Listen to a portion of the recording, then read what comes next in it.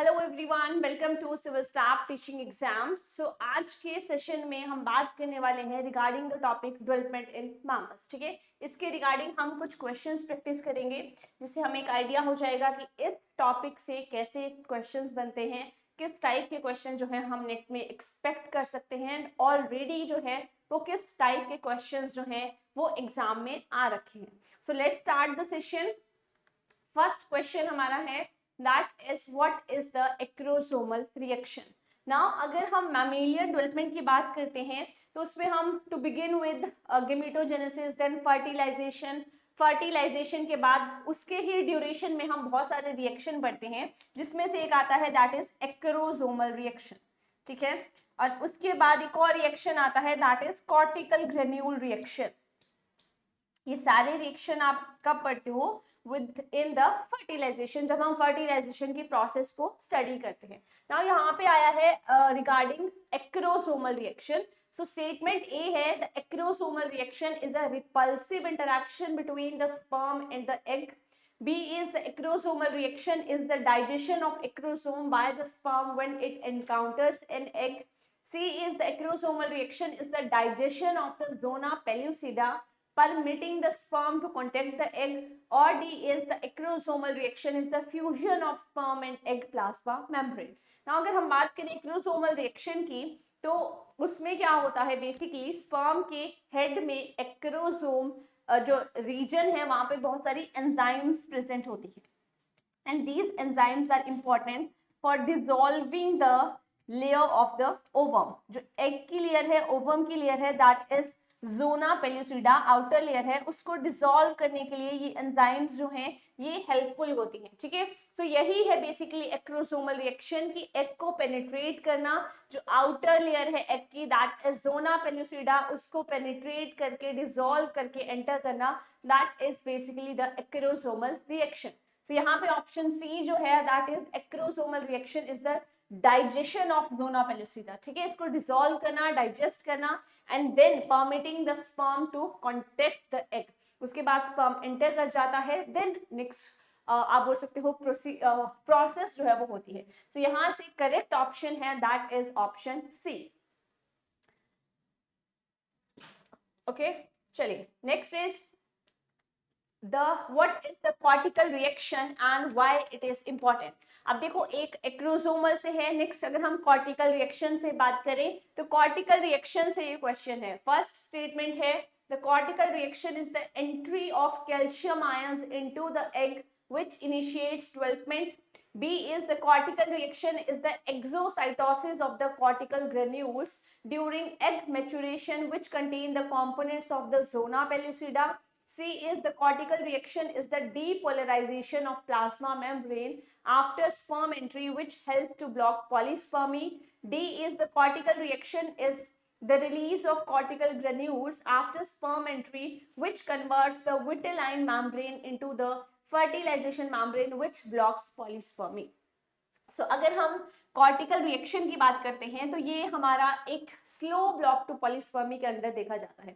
अगर हम block to polyspermy की बात करें, दो ब्लॉक आते हैं, first is fast block, second is slow block. And cortical reaction जो है, कॉर्टिकल ग्रेन्यूल रिएक्शन जो है वो आता है इन द स्लो ब्लॉक। ठीक है, सो उसी के रिगार्डिंग जो है यहाँ पे आपके स्टेटमेंट्स जो है मेंशन है। फर्स्ट स्टेटमेंट है that it is the entry of calcium ions into the egg, that is not correct, ये नहीं होता।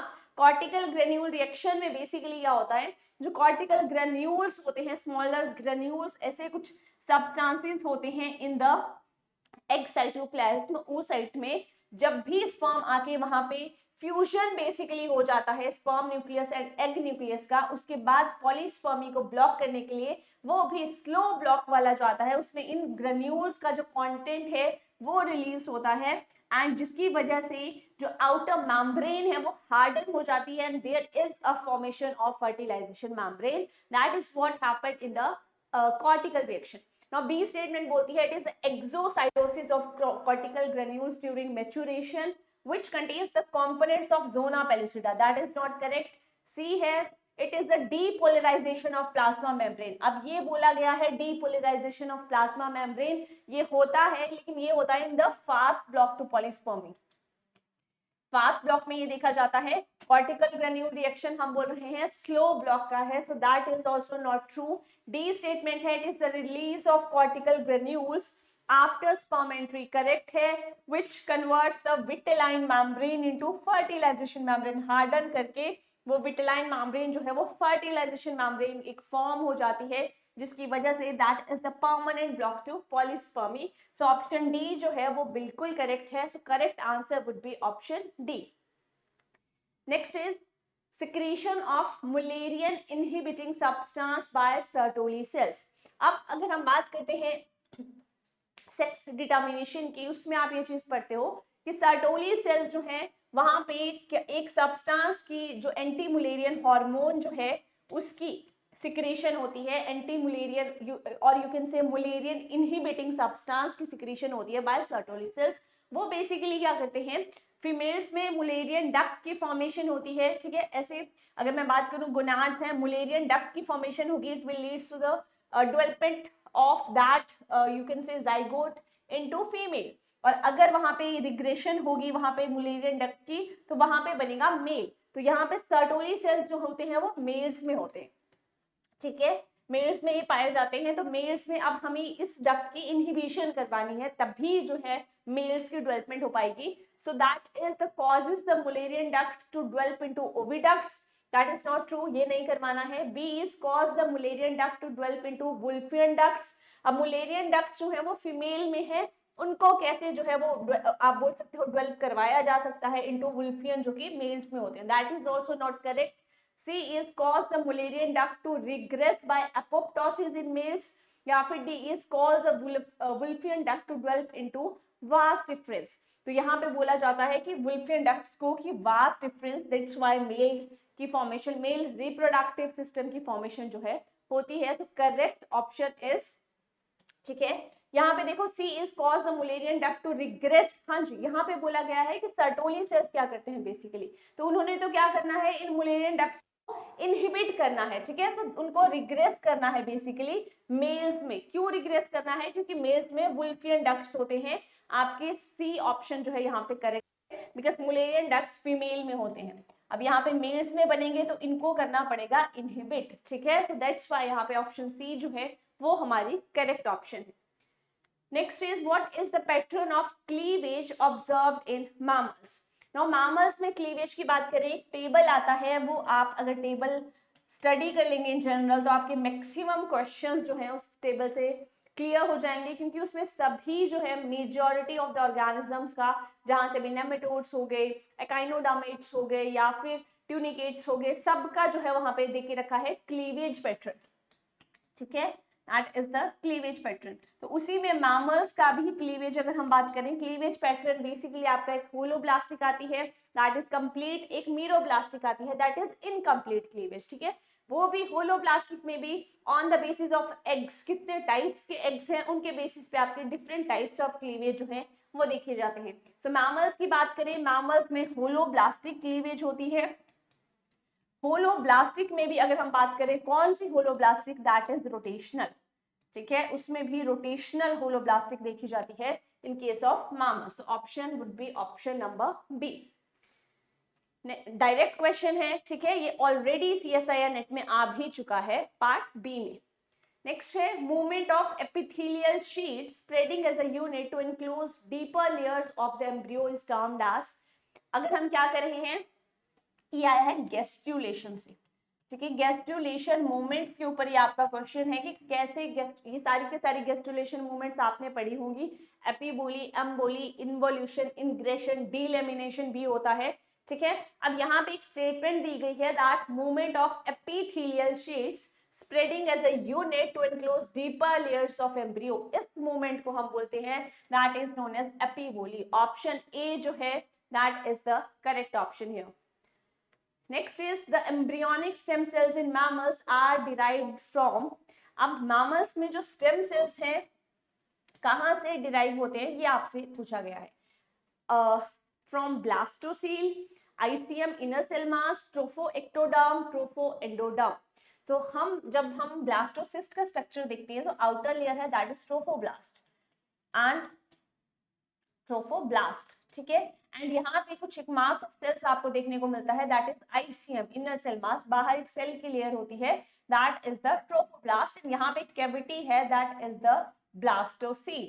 अब अगर मैं बात करूं कि आईसीएम जो है ये आपका प्लूरीपोटेंट इन नेचर होता है।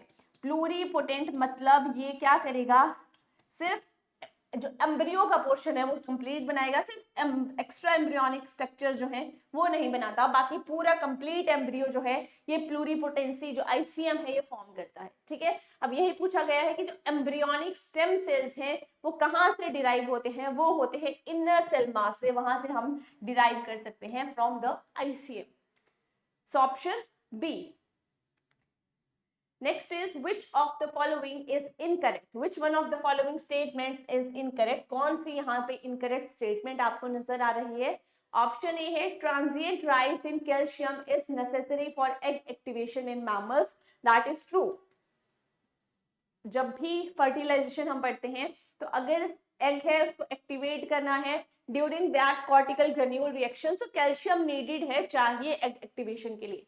B is in many organisms egg secrete diffusible molecules that attract and activate sperm. That is also true. Fertilisation में हम देखते हैं कीमोटेक्सिस, इस स्टेटमेंट को हम बोलते हैं, ठीक है। कीमोटेक्सिस का फिनोमिना होता है दैट एग के थ्रू कुछ केमिकल्स की सिक्रीशन की जाती है which helps in the attraction of the sperm. C is capacitated mammalian sperm can penetrate the cumulus and bind the zona pellucida. That is also true. Sperm को पहले capacitated means maturity gain करनी पड़ेगी, only then it can penetrate the zona pellucida, that is also true. Last is sperm induces egg activation that does not involve calcium, but यहाँ पे does not आ गया, not यहाँ पे गलत है, ठीक है, दैट्स वाई ये इनकरेक्ट हो जाती है। डज इन्वॉल्व कैल्शियम होता तो ये स्टेटमेंट आपकी बिल्कुल करेक्ट होती, सो यहाँ पे इनकरेक्ट ही पूछा गया है, दैट्स वाई ऑप्शन डी जो है that is the incorrect option है। Next is following statements were given regarding the decisions taken during the development of mammalian embryos.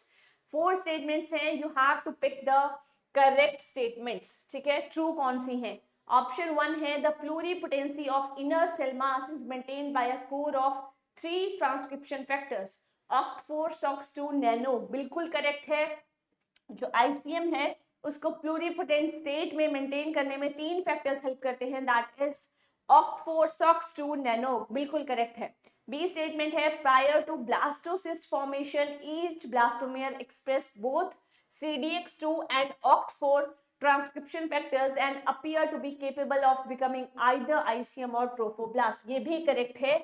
जब भी अगर हम बात करें जाइगोट फॉर्म हो गया, वहां से ब्लास्टोसिस्ट की जब फॉर्मेशन होती है तो कौन से वाले सेल्स जो हैं वो आपके ट्रोफोब्लास्ट बनेंगे और कौन से वाले सेल्स जो हैं वो आईसीएम बनेंगे। अभी हमने स्ट्रक्चर की बात करी कि बीच में एक इनर सेल मास है, बाहर एक लेयर है सेल्स की, दैट इज ट्रोफोब्लास्ट, ठीक है।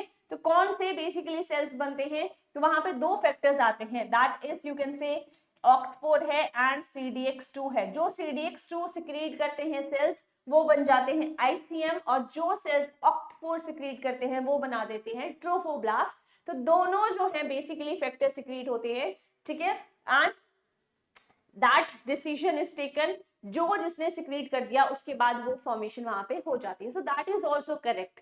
सी स्टेटमेंट है both ICM and trophoblast cells synthesize transcription factor CDX2। CDX2 जो है दोनों नहीं करते, ओनली आईसीएम करता है, that statement is incorrect. D is OCT4 activates CDX2 expression enabling some cells to become trophoblast and other cells to become ICM. अब यहाँ पे बोला गया है OCT4 एक्टिवेट करता है CDX2 को, ठीक है, एंड वो बोलता है कुछ को ट्रोफोब्लास्ट अदर्स को ICM, ये एक्टिवेट नहीं करता। यहाँ पे इनका आप बोल सकते हो एंटागोनिस्टिक जो है वो रिलेशन देखा जाता है, that is also not correct. A B हमारे करेक्ट है, सो ऑप्शन 1 जो है यहाँ पे करेक्ट ऑप्शन आपकी बन जाती है। Option would be option 1। Next है हिप्पो पाथवे। अब देखो हिप्पो सिग्नलिंग बहुत इंपॉर्टेंट है, वहां से क्वेश्चन आया है, सो बात करते हैं। Hippo pathway is responsible for the trophoblast and inner cell mass differentiation during mammalian development, which one of the following is true for ICM formation. Inner cell mass formation के लिए रिगार्डिंग गिवन स्टेटमेंट्स में से कौन सी statement जो है that is true वो आपसे पूछा गया है। Number 1 is the TED4 transcription factor when active promotes transcription of CDX2 leading to ICM formation.